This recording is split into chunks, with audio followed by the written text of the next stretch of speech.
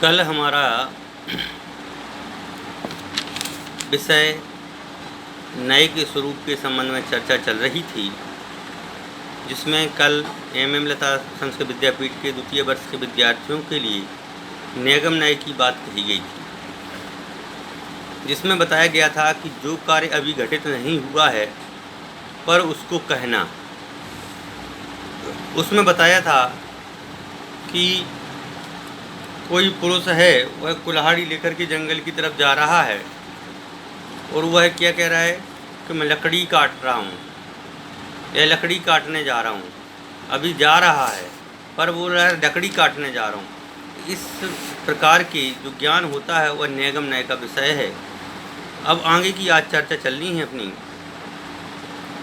कि भेद सहित समस्त पर्यायों को अपनी जाति के अभिद्वा एक मान का सामान्य से सबको ग्रहण करने वाला नय संग्रह नय है। अब संग्रह की जब बात आती है तो अनेक उदाहरण के माध्यम से समझते हैं कि अनेक पहले सिद्धांत कहते हैं कि अनेक पर्याय हैं और अनेक पर्यायों में अनेक जाति के धर्म हैं और अनेक जाति के धर्म जो होने पर भी उनको एक मानना, उसका नाम है संग्रह नय। जैसे क्लास में 10 विद्यार्थी हैं और 10 विद्यार्थी हैं, कोई काले रंग का है, कोई गोरे रंग का है, कोई लाल टी शर्ट वाला है, कोई पीली टी शर्ट वाला है, कोई हरी टी शर्ट वाला है, अनेक रंग वाले हैं। तब भी पे अपन क्या कहेंगे कि समस्त विद्यार्थी हैं। अब क्यों कहेंगे? क्योंकि सभी जो हैं विद्या के अर्जन करने के लिए आए हुए हैं। तो जो विद्या को अर्जन करने के लिए आए हुए हैं वो 10 प्रकार के हैं, तब वो विद्यार्थी कहलाते हैं। तब विद्यार्थियों का समूह है या छात्रों का समूह है। उस प्रकार से ही यहाँ पर अनेक पदार्थ हैं, अनेक वस्तुएं हैं। उन अनेक वस्तुओं में अनेक जाति, अनेक गुण, अनेक धर्म हैं, पर उन सभी धर्मों को अलग अलग ना कह कर के केवल एक रूप ग्रहण करना, उनको केवल एक रूप मानना, उसका नाम है नय, का नाम है संग्रह नय। जैसे किसी द्रव्य में स्वरूप सत्ता रहती है, आत्मा है तो आत्मा में सत रूप है, वह एक द्रव्य है। और जैसे दूसरा उदाहरण दिया घट आदि है। सत ऐसा कहने पर सत इस प्रकार के वचन और विज्ञान की अनुवृत्ति लिंग के अनुमति सत्ता के आधार पर समस्त पदार्थों का सामान्य रूप से संग्रह हो जाता है। सत कहने पर सभी द्रव्य आ जाते हैं, क्योंकि द्रव्य का कभी अभाव तो होता नहीं है। जीव है, पुद्गल है, धर्म है, अधर्म है, आकाश है, काल है। जब ये अलग अलग हैं और अलग अलग होने के बाद में भी अपन जब द्रव्य कहते हैं तो यह संग्रह नय का विषय हो जाता है। और द्रव्य ऐसा कहने पर उन पर्यायों में द्रव्यता है अतः प्राप्त होता है। इस प्रकार व्युवृत्ति से युक्त जीव, अजीव और उनके सब भेद प्रभेदों का संग्रह हो जाता है। जैसे घट ऐसा कहने पर घट इस प्रकार की बुद्धि और घट इस प्रकार के शब्द की अनुवृत्ति लिंग की अनुमति सर्व घट पदार्थों का संग्रह हो जाता है। इस प्रकार अन्य भी संग्रह का विषय है।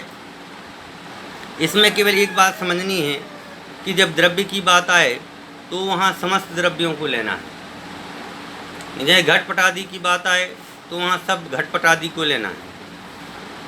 तो जहाँ पर अपन समूह की बात करेंगे उसमें भेद प्रभेद नहीं करेंगे।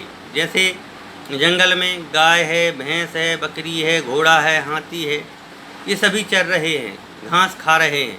अब अपन क्या कहेंगे, पशु जो हैं वह घास खा रहे हैं, तो पशु के अंतर्गत सभी आ जाएंगे। तो इस प्रकार से संग्रह नय का विषय है। अब संग्रह नय के द्वारा जो विषय ग्रहण किया गया, उन पदार्थों का भेद करना, वह व्यवहार नय का विषय हो जाता है। व्यवहार नय की जब भी बात आती है तो वहाँ भेद की बात आती है। तो जब द्रव्य की बात की थी तो वहाँ पर समस्त द्रव्यों को लिया था। अब भेद की बात करेंगे तो सभी द्रव्यों को अलग अलग जानेंगे। यहाँ शंकाकार ने एक शंका की है कि विधि क्या है। तो समाधान है कि जो संग्रह नय के द्वारा गृहीत अर्थ है उसी के अनुपूर्वी क्रम से व्यवहार परिवर्तित होता है, यह विधि है। विधि को ही व्यवहार कहते हैं। अर्थात संग्रह नय के द्वारा जो वस्तु ग्रहण की गई वह अपने उत्तर भेदों के द्वारा व्यवहार में करने में असमर्थ है, इसलिए व्यवहार न्याय का आश्रय लिया जाता है। अतः जो सत्ता द्रव्य है, जो सत है, वह द्रव्य और गुण रूप भी है। इसी प्रकार से संग्रह न्याय का विषय जो द्रव्य है वह जीव अजीव विशेष की अपेक्षा बिना व्यवहार करने में असमर्थ है, इसलिए जीव द्रव्य है और अजीव द्रव्य है। इस प्रकार के व्यवहार का आश्रय लिया जाता है। जीव द्रव्य और अजीव द्रव्य भी जब तक संग्रह न्याय के विषय रहते हैं तब तक व्यवहार कराने में असमर्थ हैं। इसलिए व्यवहार से जीव के देव नार की आदि रूप, अजीव आदि के नार के देव रूप, घटपट आदि के भेद प्रभेद आदि विभाग किए जाते हैं। तो वह विभाग जहाँ किए जाते हैं वह व्यवहार न्याय का विषय है, और जहाँ संग्रह किया जाता है वह संग्रह न्याय का विषय कहलाता है। तो अपन ने यहाँ पर देखा कि संग्रह न्याय जो है वह अलग है, जहाँ पे भेद नहीं किए जाते हैं वह संग्रह न्याय का विषय है, और जहाँ भेद किए जाते हैं वह व्यवहार न्याय का विषय है। इतनी संक्षेप में अपन को इस बात को समझना है। इस प्रकार से अपन ने आज संग्रह न्याय और व्यवहार न्याय की चर्चा की है। कल अपन इसके आगे के जो ऋजु सूत्र न्याय है उसकी कल चर्चा अपन करेंगे। जब तक के लिए धन्यवाद।